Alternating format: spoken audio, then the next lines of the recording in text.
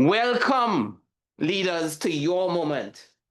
Welcome to the Haggai experience.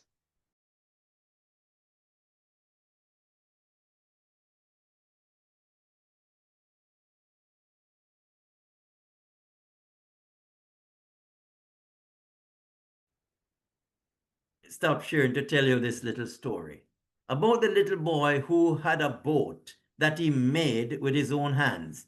And he would take this boat to the river and he would watch his boat sailing along the water. And it happened that one day the river got so rough, it took away the little boat and carried it downstream. A gentleman was downstream and saw the little boat coming. The little boat washed up on the riverbank. He took it up and he said, this looks like something that I can take to the market. It looks valuable. And he took it to the market and he placed it, displayed it for sale. And it just so happened that the little boy went to market with his mom that day. And he saw the boat and he said, that boat is mine. He went to grab the boat, but the man said, no, that boat is mine and I am selling this boat. The boy said, but I made this boat. The man said, I found this boat is mine, and if you want this boat, you have to buy it. Little boy took all the money he had and he purchased the boat and he lifted the boat and he said, you are twice mine. I made you and I bought you. I want to say to us today, we are here in this class. We are here equipping ourselves to end gospel poverty because we are twice his. And those who know must tell those who don't know. So we are redeemed. We are bought with a price. We are bought back. I want to know that we are not just moved with head knowledge, but our hearts are breaking for our youth, because that is what is going to drive us to action. Maybe you never took some time to think about it, but go ahead and think about it. So as I said years ago, I invested in Bukhari's Hadith, 9 volumes. I remember coming from Florida and the person sitting next to me was a Muslim, a lady. So I started to engage her.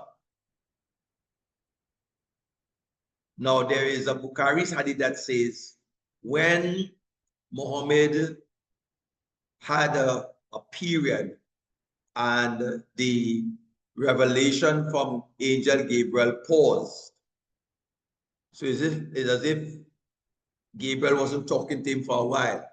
Muhammad went into depression and he went up into a mountain to throw himself off, which is suicide. So I said to the lady, why did the prophet attempted or wanted to throw himself off a mountain? And I cited the hadith. I mean, if she could have pressed the eject button, she would have done so. Okay. My friends, suppose you have a coffin, there is a drone, you see the drone shows the image and it's there. What do you want written on your tombstone? When David had served God's purpose in his own generation, he fell asleep.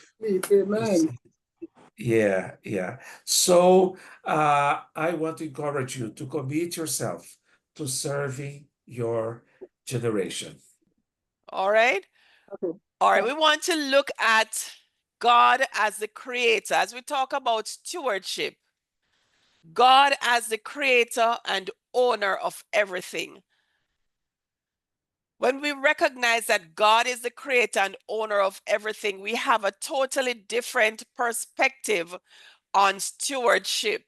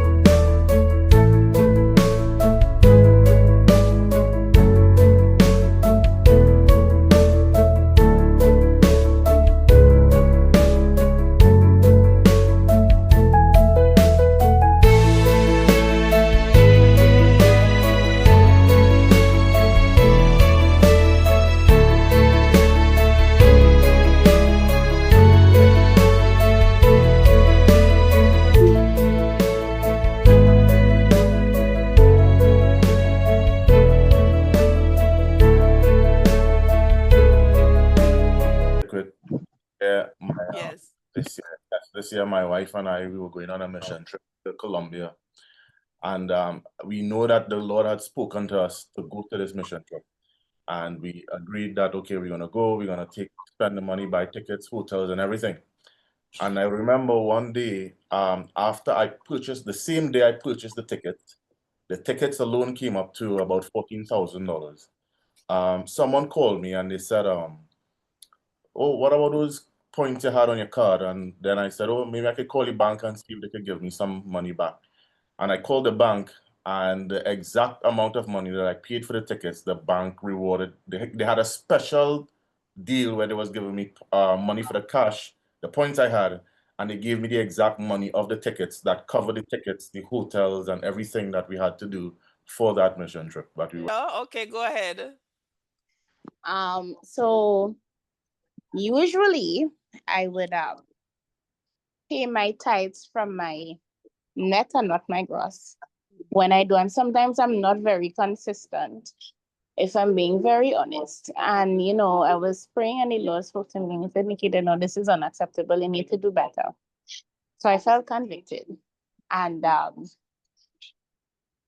I started after our church's prayer and fast the last time, focused heavily on tithing and giving unto the Lord and so forth. And after that, I felt very much convicted, and I decided, you know what?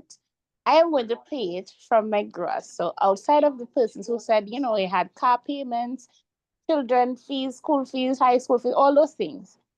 I said, come what may, I am going to, and then I'm doing some building as well. So I said, come what may, I am going to do it. And I remember the first month I looked at my salary and I said, Lord, I'm just going to simply trust you. Now, I should also mention that I am a traveling officer, and our traveling is never on time. It is never. You have to wait months on end, months and months and months on end for traveling. So it back up. Mm-hmm. And I remember telling the Lord, I said, okay, I'm going to pay it. So I paid it from my gross. And within the same week of paying it from the gross, a co-worker called me, hey, Nikita, your check is traveling, it have check. Like, okay, go on and I check. So I'm thinking I'm going to get one measly check. But I get either 3 or 4 came that same week. I'm like, God, I thank you because, you really, really provided, even though I made this sacrifice. So when the same friend, he called me, he's like, Nikita, you get it? I said, yes. I said, and I told him how much I get. He said, but how you get so much? I said, the only thing I did different is I paid my time. Yes, God is faithful. God is